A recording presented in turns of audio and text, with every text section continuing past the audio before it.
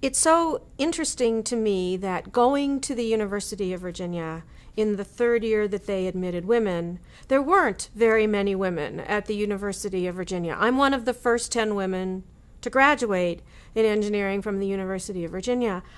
But I assumed that those low numbers were just because the University of Virginia had just admitted women as undergraduate students. I didn't understand until after I graduated and was in the workplace that there weren't women in engineering. I thought that they were everywhere else. They just weren't at the University of Virginia.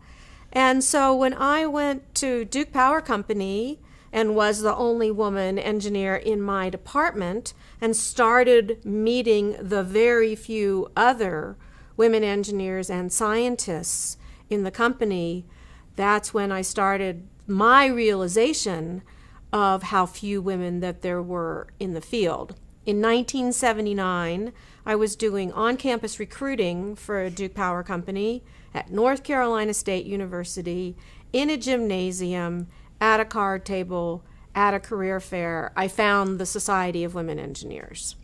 Joined practically on the spot. I was the 1991-92 national president and have really spent from 1979 on 40 years working to encourage more women, actually, and men, to pursue careers in science, technology, engineering, and math in the STEM fields. I'm the oldest of four. I have two younger brothers.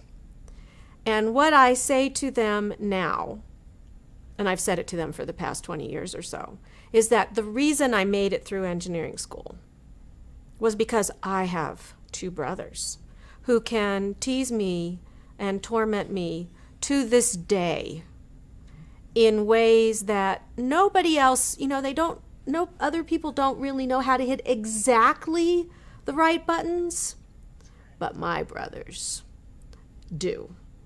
And so, sure, the people at the University of Virginia, there was teasing, there was camaraderie. The faculty members didn't know how to deal with women students. There was all of that. But what could we expect? I mean, we all knew going in that there hadn't been women there before. There was no reason for them to know how to deal with women. They'd never had women students there before. There weren't women faculty members. And so I didn't have an expectation that I was going to be treated really in a certain way because I was a woman. I understood that everyone was learning. Everybody was, and not a good word to use, feeling their way as we went because nobody had done this part before. I didn't feel extra pressure because I was a woman. I knew I was one of very few.